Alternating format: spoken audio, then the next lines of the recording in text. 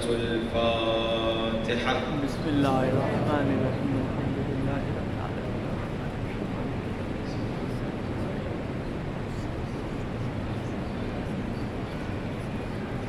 أعوذ بالله من الشيطان الرجيم. بسم الله الرحمن الرحيم. الحمد لله رب العالمين. الحمد لله كما هو أهله، والصلاة والسلام على أشرف الأنبياء والمرسلين وخاتم النبيين أبي القاسم محمد. صل على محمد وآل الطيبين الطاهرين المعصومين. دعا سرکار امام زمانہ سب مل کے بلند آواز سے الہی عظم البلاء وبرح الخفاء وانكشف الغطاء وانقطع الرجاء وضاقت الأرض ومنعت السماء وأنت المستعان وإليك المشتكى وعليك المعول في الشدة والرخاء. اللهم صل على محمد وآل محمد أولي الأمر الذين فرست علينا طاعتهم وعرفتنا بذلك منزلتهم، ففرج عنا بحقهم فرجا عاجلا قريبا كلمح البصر وقرب بلند آواز. يا محمد يا علي يا علي يا محمد يا علي يا علي اكفياني فإنكما كافيان وانصراني فإنكما ناصران. کھڑے ہو جائیں. یا مولانا یا صاحب الزمان الغوث الغوث الغوث أدركني أدركني الساعة الساعة الساعة العجل العجل العجل يا أرحم الراحمين بحق محمد وآله الطاهرين. صل على محمد وآل وآل محمد وعجل فرجهم. أما بعد، فقد قال الله تبارك وتعالى في كتابه المجيد: بسم الله الرحمن الرحيم. يوم لا ينفع مال ولا بنون إلا من أتى الله بقلب سليم. بلند ترین صلوات.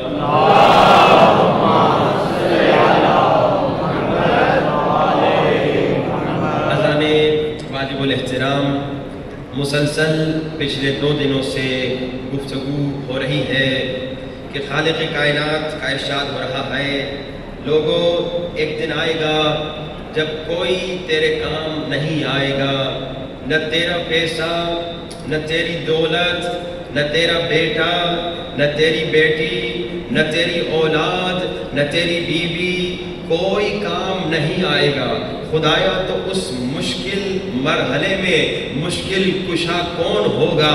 تو ارشاد ہوا الا من اتی اللہ بقلب سلیم۔ ہاں اس مشکل منزل میں تمہارا ایک مشکل کشا ہوگا، اور وہ کیا ہے؟ جو قلب سلیم کے ساتھ آئے گا، اس کی مشکلات ختم ہو جائے گی۔ تو خدا سے پھر پوچھا، خدایا نبی سے پوچھا یا رسول خدا یہ قلب سلیم کیا ہے؟ ہمیں معلوم نہیں قلب سلیم کیا ہے، قلب سلیم کا تعارف کیا ہے؟ تو کہا پوچھ لو چھٹے سرکار سے، چھٹے سرکار بتاتے ہیں کہ قلب سلیم کس قلب کو کہا جاتا ہے، قلب سلیم کس قلب کو کہا جاتا ہے؟ تو چھٹے سرکار نے فرمایا وہ دل جس میں عشق حسین آ جائے وہ قلب سلیم ہوتا ہے۔ وہ دل جس میں محبت حسین آ جائے، وہ دل جس میں عشق حسین آ جائے۔ اور کل گفتگو ہوئی کہ حسین کے صدقے سے صرف ہماری مشکلات ختم نہیں ہوتی، بلکہ حسین کے صدقے سے انبیاء کی بھی مشکلات ختم ہوتی ہیں۔ بس اسی لیے ہمارا عقیدہ ہے کہ میرے مولا حسین اپنے نانا رسول خدا کے علاوہ، اپنے بابا علی کے علاوہ، اپنی اماں زہرا کے علاوہ، اپنے بھائی حسن کے علاوہ تمام مخلوقات سے افضل ہیں، تمام انسانوں سے افضل ہیں، اصحاب سے بھی افضل ہیں، بلکہ انبیاء سے بھی افضل ہیں۔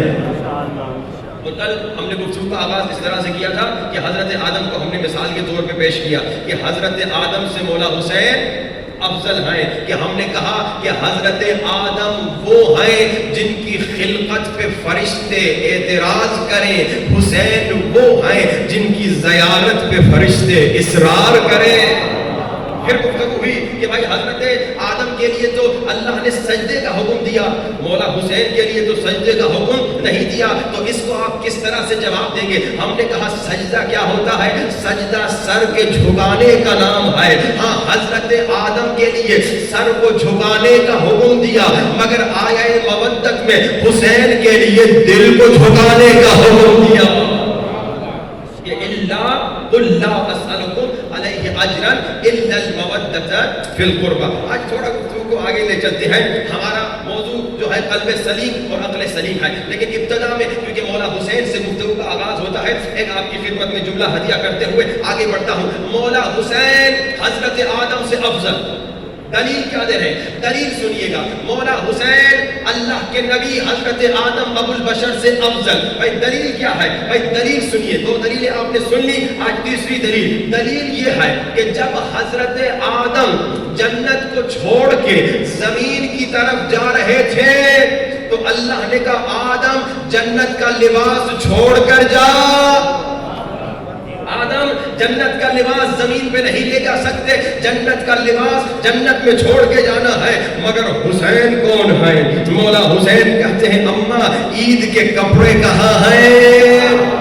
اماں عید کے کپڑے کہاں ہیں؟ تو سیدہ نے کہا درزی کے پاس ہیں۔ اتنا سننا تھا، کون کا کہنا تھا، فیکون اس انداز سے ہوا کہ اللہ نے کہا جبریل جلدی در زہرا پہ جا، آج ملائکہ کا سردار بن کے نہ جانا، آج امین وحی رسول بن کے نہ جانا، آج طاؤس الملائکہ بن کے نہ جانا، آج افضل الملائکہ بن کے نہ جانا، بلکہ آج زہرا کے در پہ حسنین کا درزی بن کے جانا۔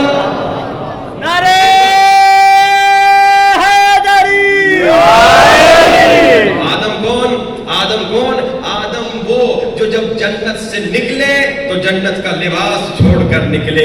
آدم کون؟ آدم وہ جو جب زمین پہ آئے تو جنت کا لباس جنت میں چھوڑ کر آئے۔ اور حسین کون؟ حسین وہ جو زمین پر بیٹھ کر جنت سے لباس منگوائے۔ اچھا اب یہاں پہ سوال کوئی پوچھ سکتا ہے، اس پہ کوئی حرج نہیں، سوال پوچھے، ہماری گفتگو یہی ہو رہی ہے کہ عقل سلیم کے سائے میں پیار و محبت سے ایک دوسرے سے سوال پوچھے۔ بھائی کوئی سوال پوچھ سکتا ہے آدم ابو البشر لیکن جنت کا لباس چھوڑ کے آئے، حسین تو نسل آدم میں سے آئے، تو حسین کو یہ مقام کیوں ملا؟ تو جواب قرآن سے ملتا ہے۔ اللہ تبارک و تعالی نے حضرت آدم کے متعلق کیا کہا؟ یا آدم اسکن انت و زوجک الجنہ الجنہ، اے آدم تو اور تیری بیوی جنت کے ساکن ہو۔ توجہ کا مالک ہو۔ آدم کون؟ آدم جنت کا ساکن ہے، مالک نہیں ہے۔ آدم کون؟ آدم جنت کا ساکن ہے۔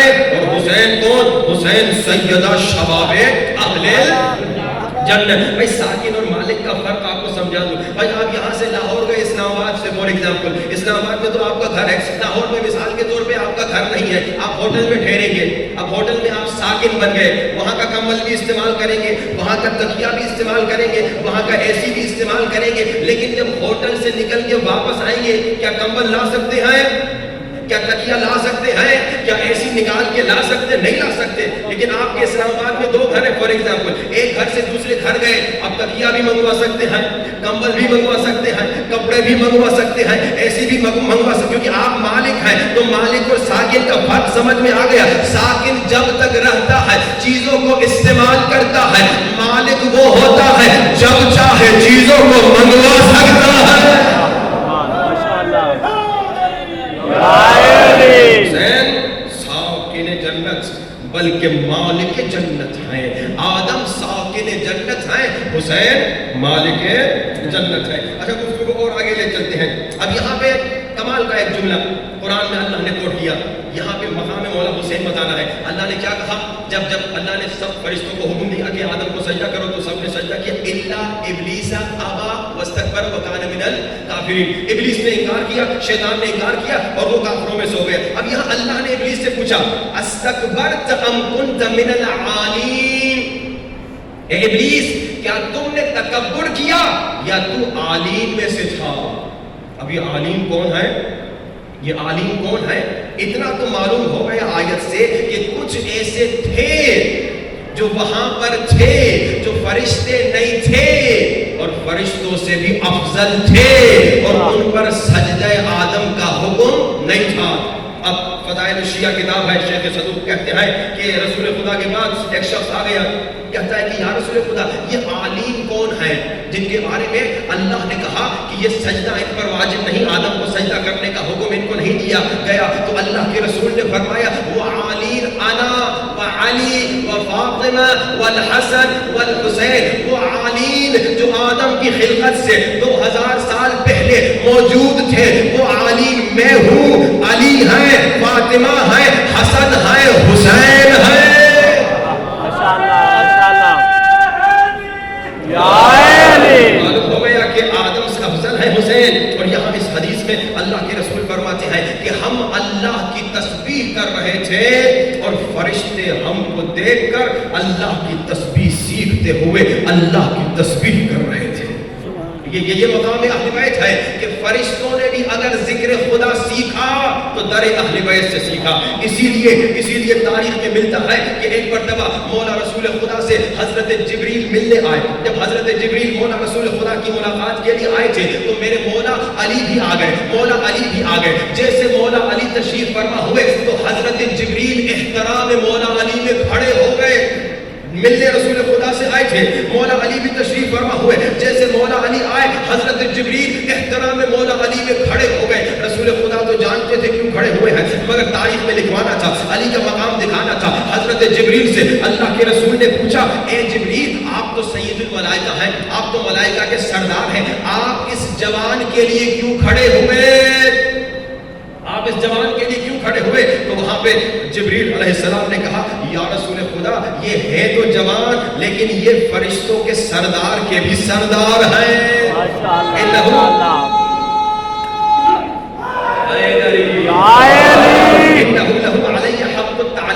یا رسول خدا یہ ہے تو جوان لیکن یہ فرشتوں کے سردار کے بھی سردار ہیں کیونکہ انہوں نے مجھے پڑھایا ہے۔ یعنی گویا آپ کی پیاری سماعتوں کو ایک جملہ ہدیہ کرنا چاہ رہا ہوں، گویا حضرت جبریل نے سمجھا دیا کہ سردار ہونے کا معیار عمر نہیں ہے، علم ہے۔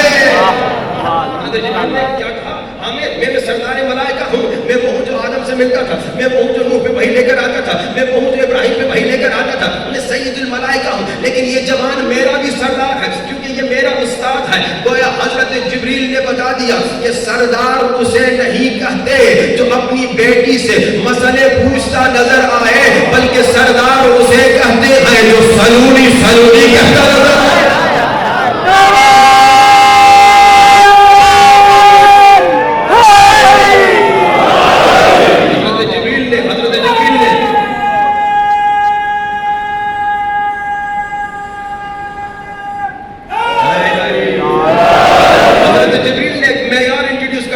میں اس جوان کے لیے کھڑا ہو رہا ہوں، اس کی عمر شاید ظاہراً مجھ سے کم ہے، لیکن یہ میرا استاد ہے، یہ میرا ٹیچر ہے. تو سردار بننے کا معیار حضرت جبریل بتا رہے ہیں کہ سردار اسے نہیں کہتے جو اپنی بیٹی سے مسئلے پوچھتا نظر آئے، بلکہ سردار اسے کہتے ہیں جو سلونی سلونی کہتا نظر آئے. وہ حضرت جبریل سمجھا رہے ہیں سردار اسے نہیں کہتے جو یہ کہتا نظر آئے کہ عرب کی عورتوں کو مجھ سے زیادہ علم ہے، بلکہ سردار اسے کہتے ہیں جو باب مدینۃ العلم ہے.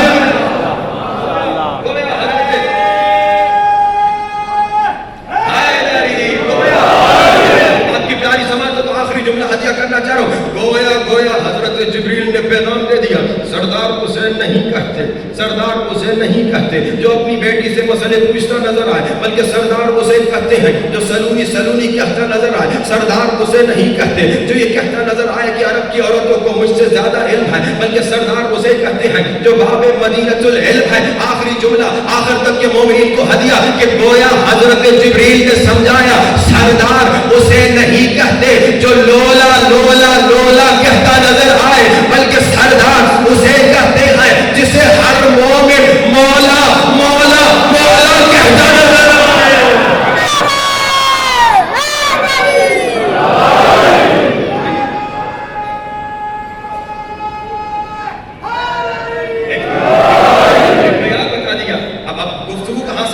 کنیکٹڈ رہیے گا. اللہ کے رسول نے کیا کہا کہ دیکھو ہم آدم کی خلقت سے 2000 سال پہلے خلق ہوئے تھے، اور وہ عالین کون ہے؟ وہ ہم ہیں. اللہ نے فرشتوں کو سجدے کا حکم دیا مگر ہمیں سجدے کا حکم نہیں دیا، اور ان عالین میں حسین مولا ہے. تو حسین مولا آدم سے افضل ہے. لیکن اب دیکھیے میرے مولا علی کے احترام میں حضرت جبریل کھڑے ہوئے تو اللہ کے رسول نے کہا کہ اتقوم لہذا الفتى، اس جوان کے لیے کھڑے ہو رہے ہو. تو حضرت جبریل نے کہا انہ لہ علی حق التعلیم، یا رسول خدا یہ بہت بڑے عالم ہے، یہ بہت بڑے استاد ہیں، انہوں نے مجھے سکھایا. اب اللہ کے رسول نے پوچھا جبریل ذرا بتا علی نے کب تمہیں پڑھایا، علی نے کب تمہیں سکھایا؟ تو حضرت جبریل جو فرشتوں میں سب سے پہلے خلق ہوئے تھے، حضرت جبریل نے کہا یا رسول خدا لما خلقنی ربی، جب میرے رب نے مجھے خلق کیا، وسألنی اور مجھ سے پوچھا کہ تو کون ہے، میں کون ہوں، تیرا نام کیا ہے، میرا نام کیا ہے؟ حضرت جبریل نے کہا میں تازہ پیدا ہوا تھا، مجھے اللہ سے بات کرنے کا ادب نہیں تھا. میں نے کہا میں تو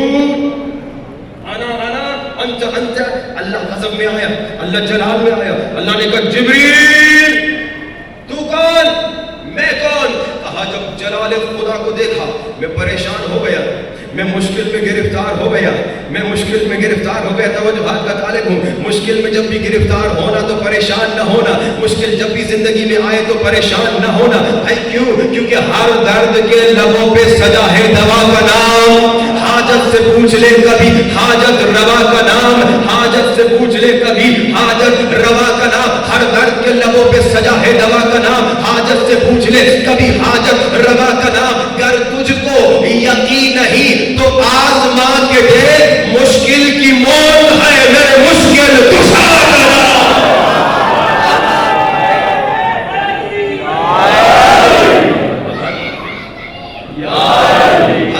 حضرت جبریل نے کہا میں مشکل میں گرفتار ہو گیا.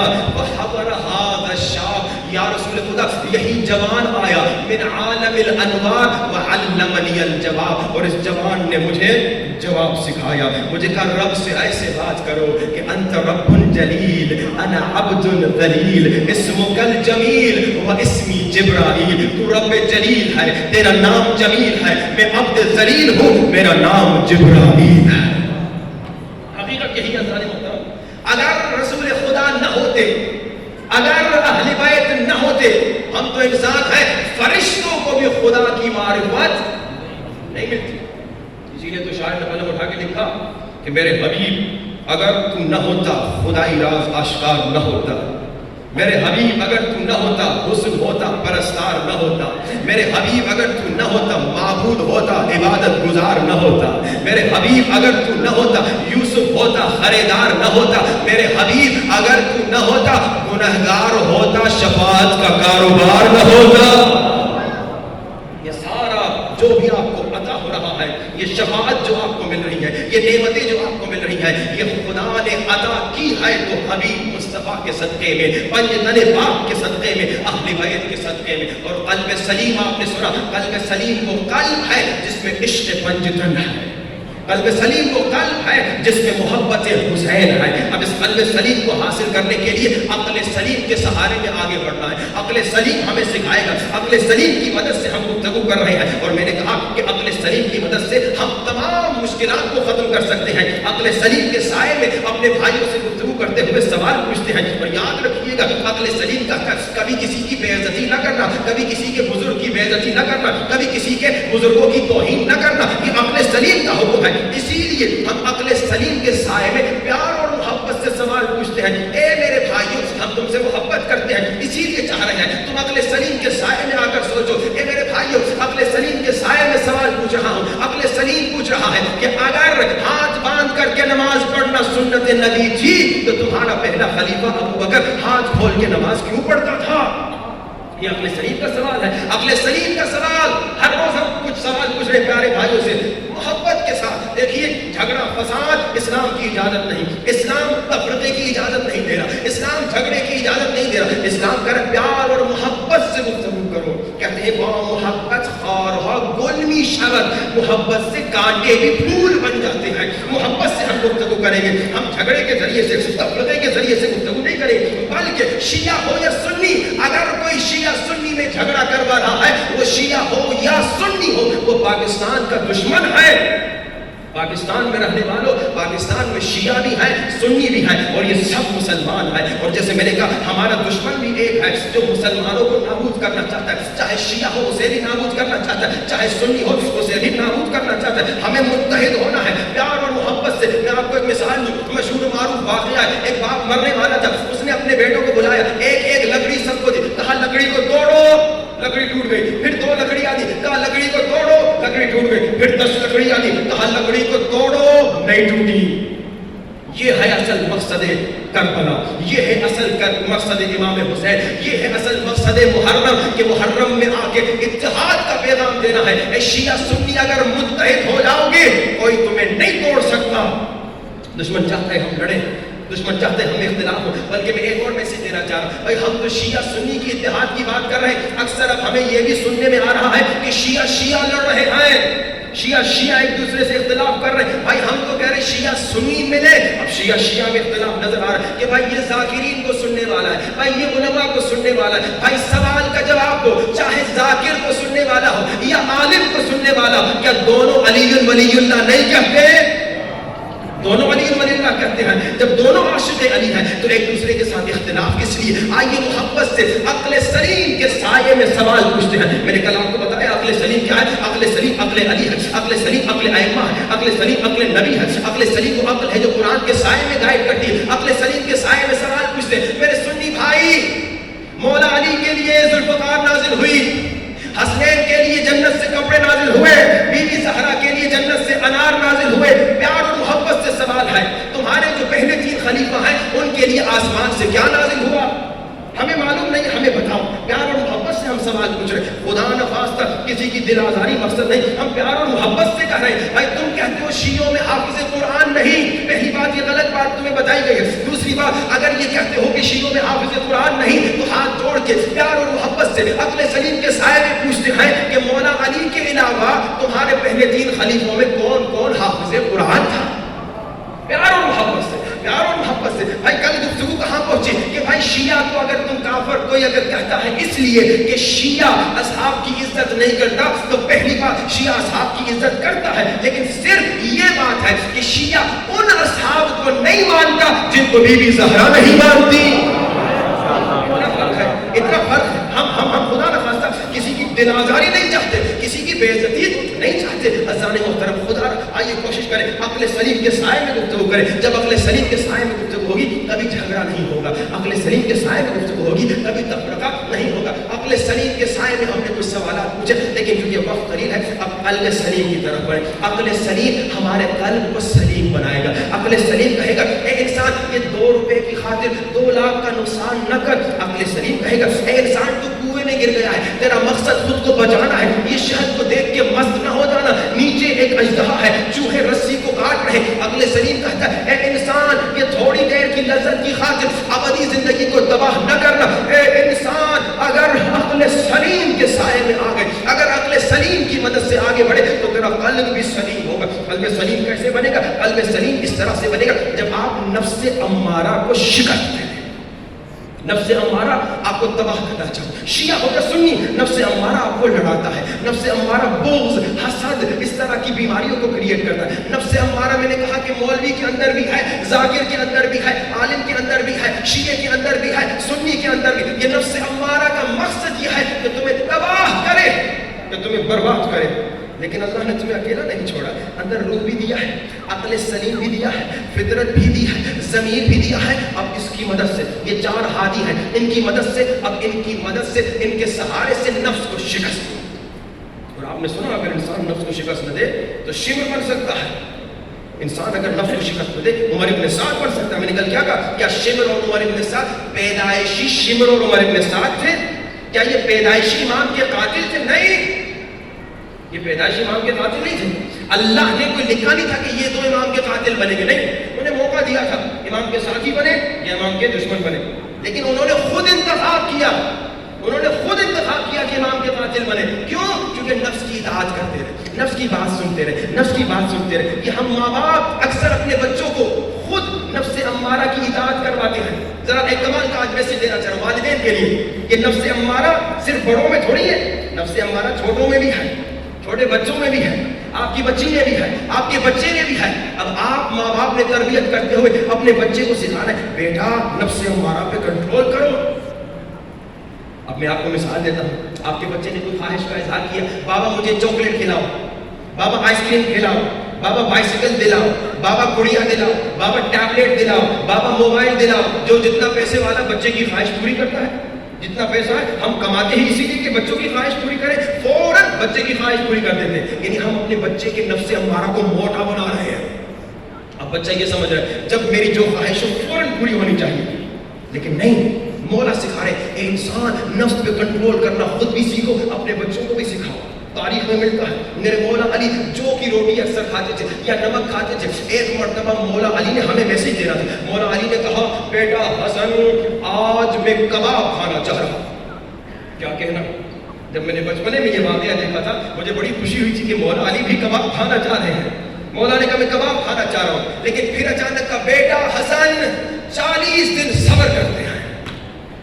کیا کہا 40 دن.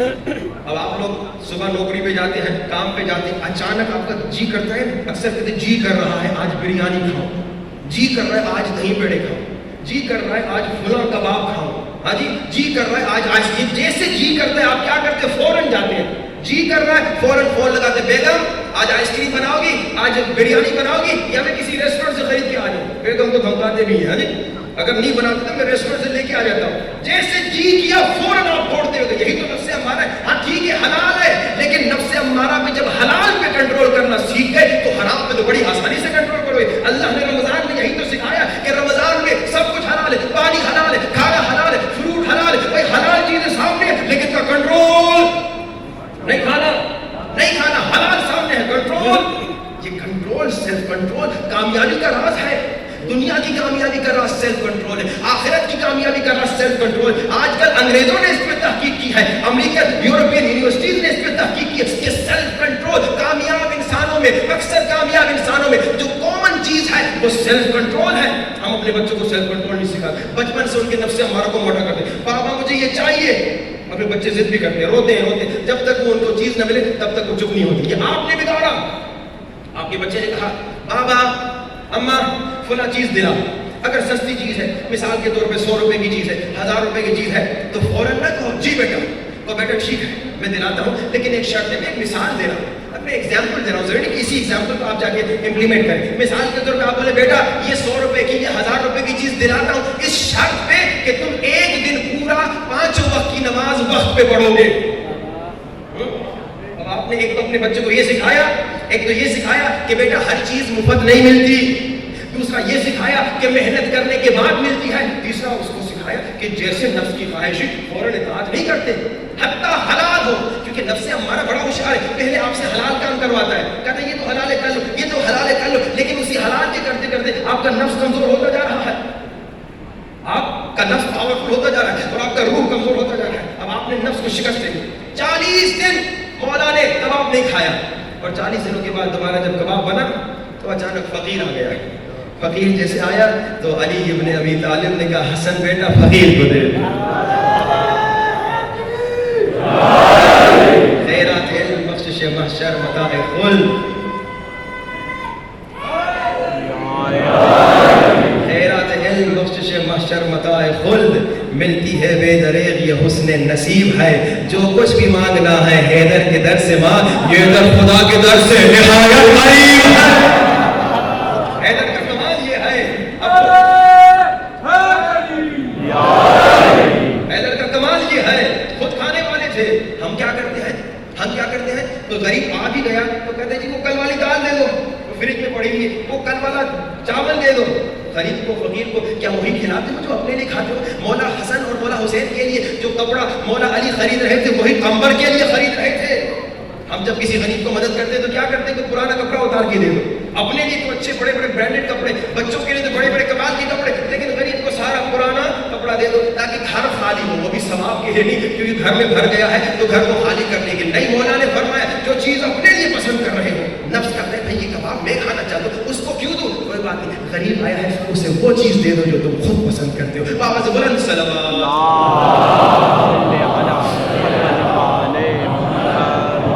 یہ نفس کی بیماریاں بڑی خطرناک ہیں، اگر ہم نے ڈائیگنوز نہیں کیا۔ میں نے کل بھی مثال دی تھی کہ دیکھیں جیسے جسم کے اندر، ہمارے جسم کے اندر بہت ساری بیماریاں ہیں، مثال کے طور پہ کڈنی کی بیماری ہے، پتھری ہو جاتی ہے، یا ایک صاحب نے ریسرچ بتایا ان کا مولانا جو شوگر لوگوں کو ہوتی ہے یہ تو ایک دن میں تھوڑی ہوتی ہے، جب ڈائیگنوز ہوتی ہے اس سے 5 سال پہلے شوگر بلڈ اپ ہونا شروع ہو جاتی ہے۔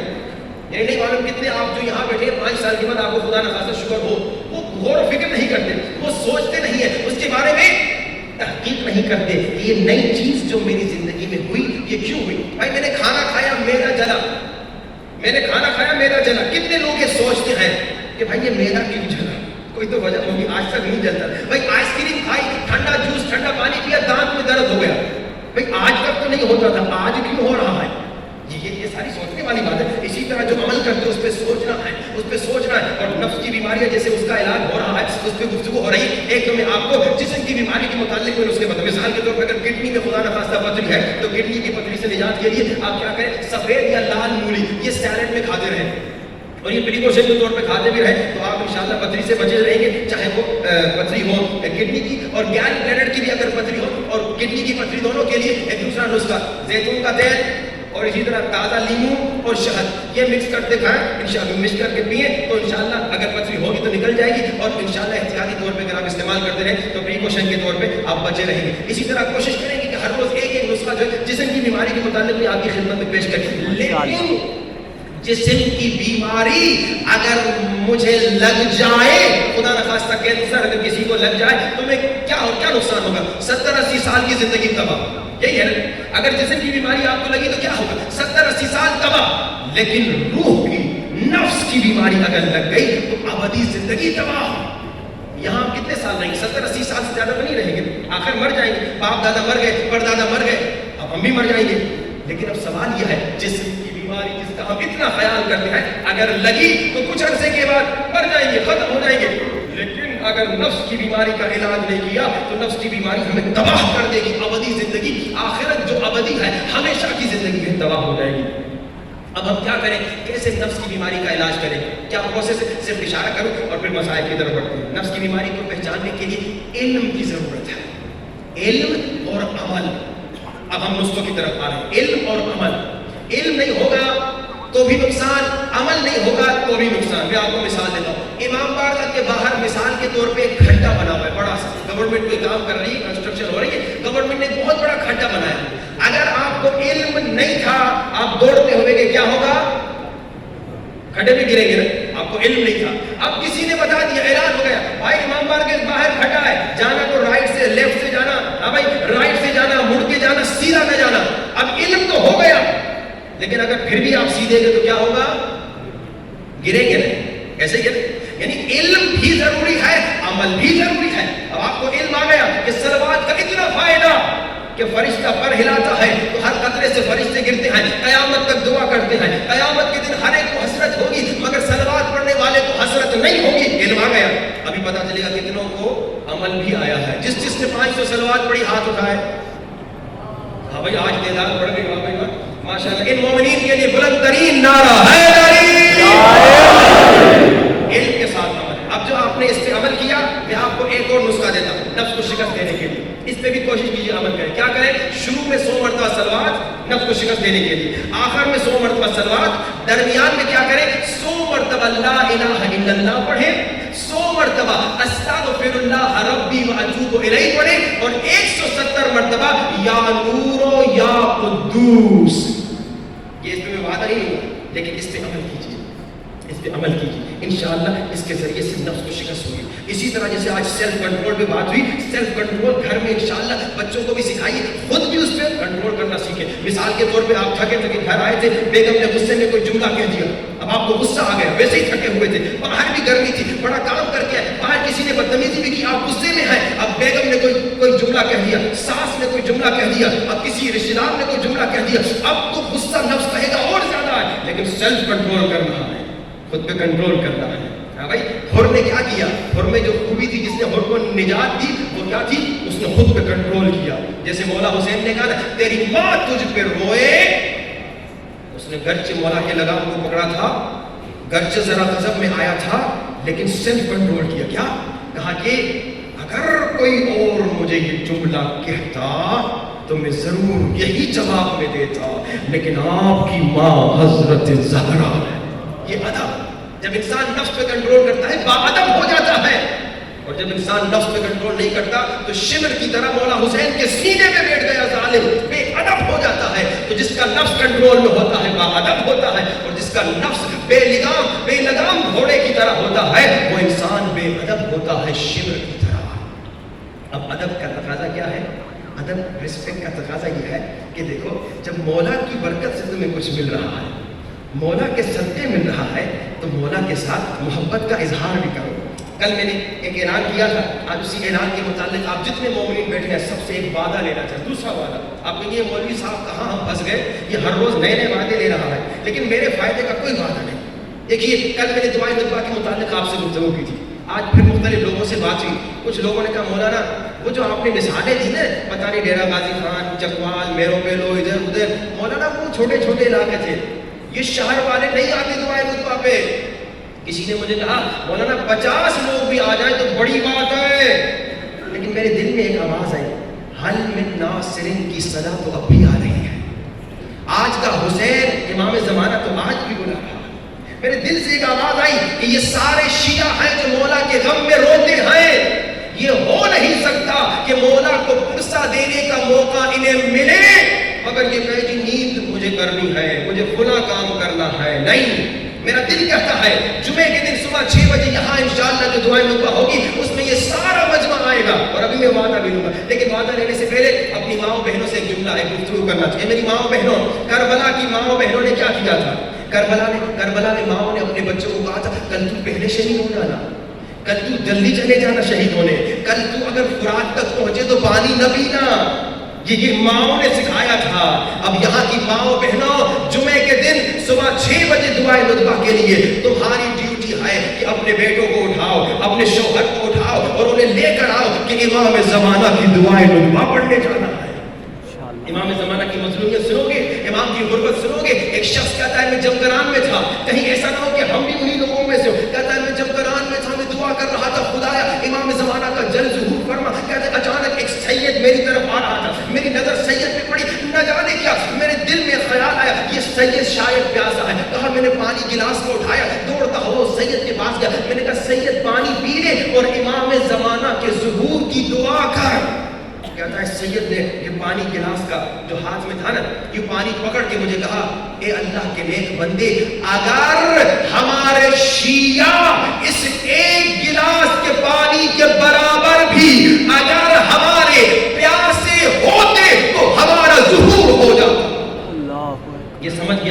سید غائب ہو گئے کہ میں سمجھ گیا یہ امام زمانہ ہے.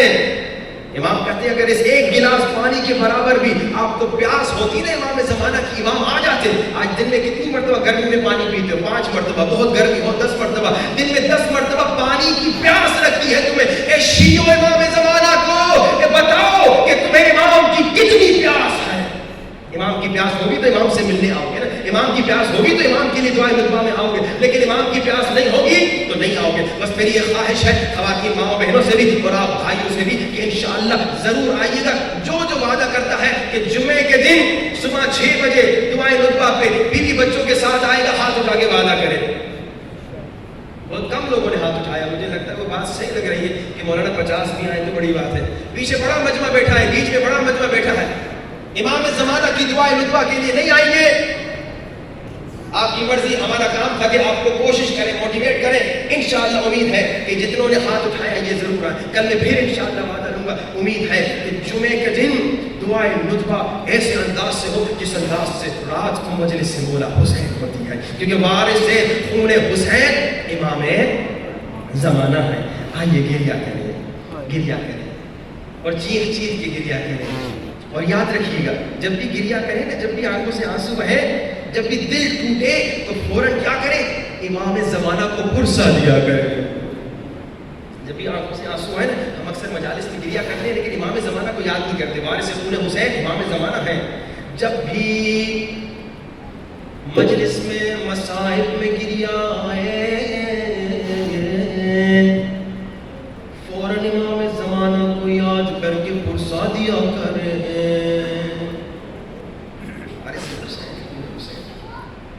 اور عزاداروں, ننھے بچوں, جوانوں, کوشش کرو آنسو جاری ہو, آواز بلند ہو, چیخ چیخ کے رویا کرو.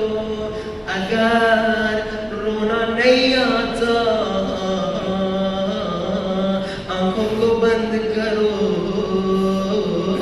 کربلا کی مظلومیت کو تصور کرو, میدان کربلا کو تصور کرو, رونا آ جائے گا.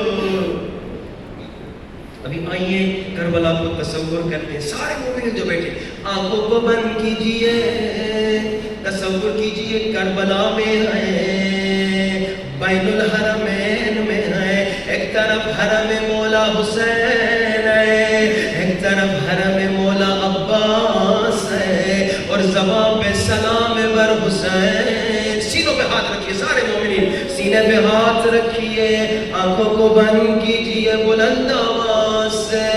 السلام علی الحسین و علی علی ابن الحسین و علی اولاد الحسین و علی اصحاب الحسین. اتنا بڑا مجمع, آواز سب کی نہیں آ رہی. اپنے مولا کو سلام کرو بلند آواز سے, آنکھوں کو بند, کربلا کو تصور. السلام علی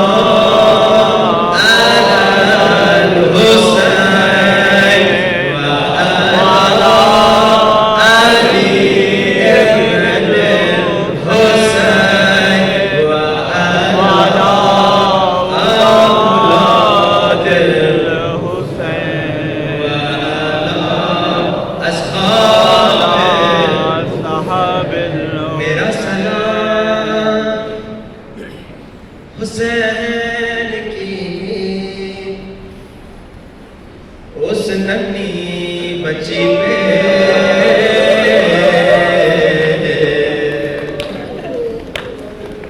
جو رو رو کے کہتی تھی ہوگی بابا میرے مظلوم بابا, میں آپ کے سینے پہ سونے کی آتی تھی, مجھے زندہ کی زمین پہ نیند نہیں آتی.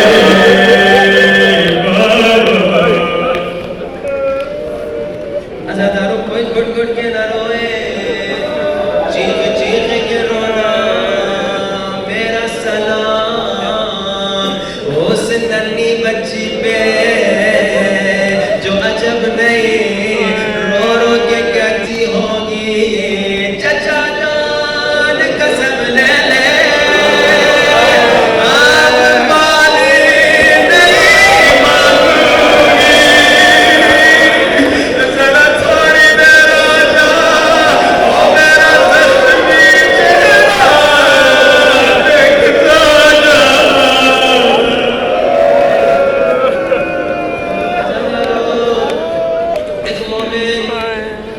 ہے میں پہلے بھی سکینہ کے مصائب پہ روتا تھا، مگر جب سے اللہ نے مجھے بیٹی دی میں سکینہ کے مصائب پہ برداشت نہیں کر سکتا۔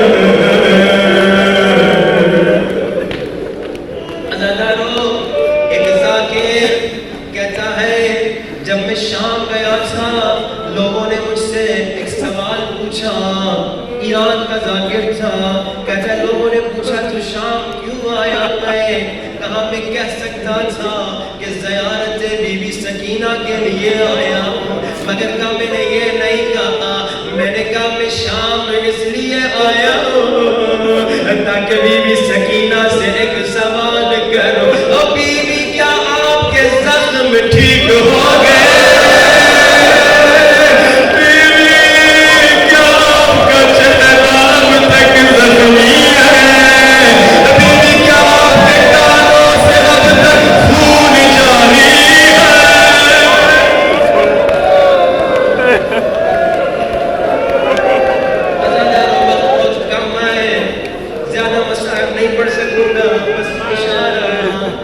ظالم کی دربار ہے، ظالم کا دربار ہے، قیدی کھڑے ہیں، ان قیدیوں میں ایک ننھی بچی بھی کھڑی ہے، وہ جس کا کرتا جلا ہوا ہے، جس کے ہاتھ گردن کے پیچھے بندھے ہیں، سنو کے ساتھ، اور جس کی گردن میں رسی بندھی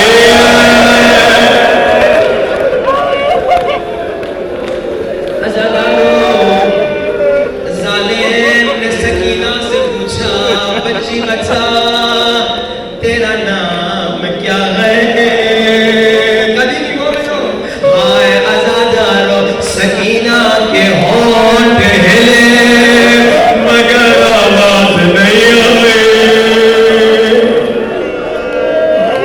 دوبارہ پوچھا بچی بتا تیرا نام کیا ہے؟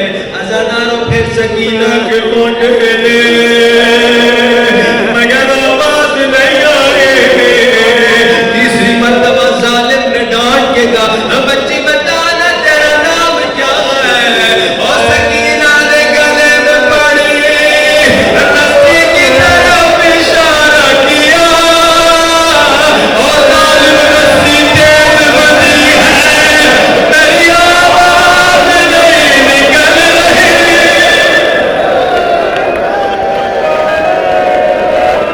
ظالم رسی بڑی مضبوطی سے بندھی ہے، سکینہ 3 سال کی تھی، 3 سال کی بچی کے گلے میں اتنی مضبوطی سے رسی باندھی تھی، سکینہ کی آواز نہیں نکل رہی تھی۔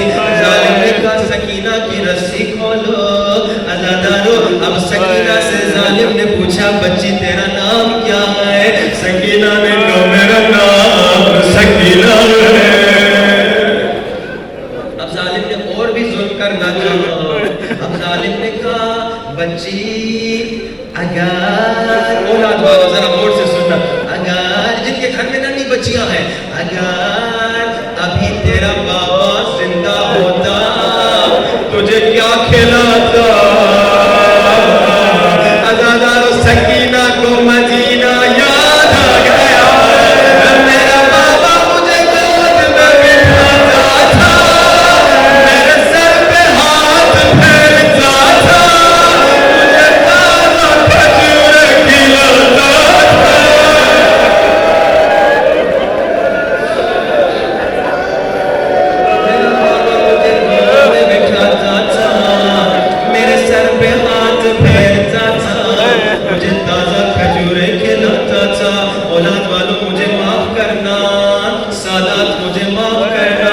مجھے آپ کی اتنی فکر نہیں، امام زمانہ مجھے معاف کر دیے گا۔ اب ظالم نے کہا سکینہ کیا کھجور کھانا چاہتی ہو؟ سکینہ نے سجاد کی طرف دیکھا، سجاد نے اشارے سے اجازت دی، عزادارو سکینہ آگے بڑھی، ہائے ایک تشت لایا گیا، سکینہ نے سمجھا اس میں کھجور ہے، عزادارو تشت لایا گیا،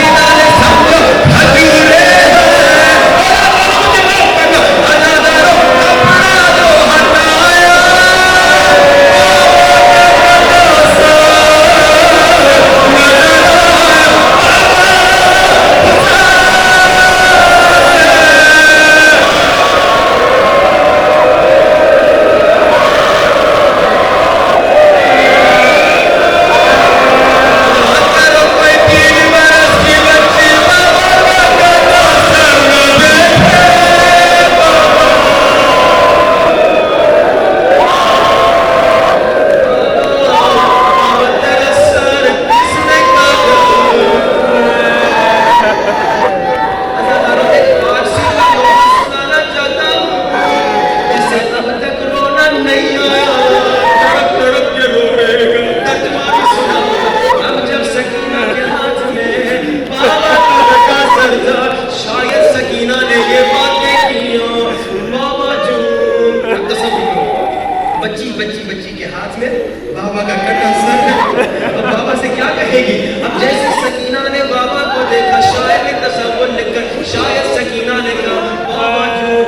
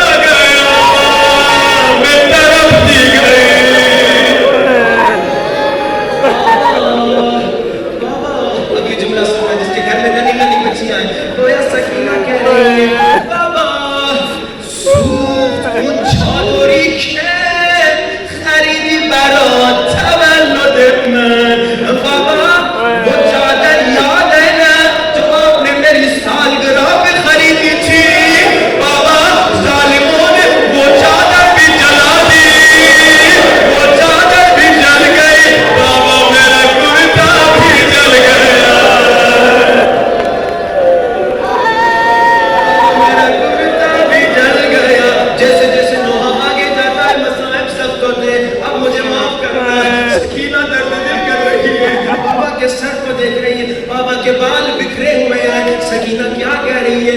بابا اگر چاہیے یہ کہ انگشتوں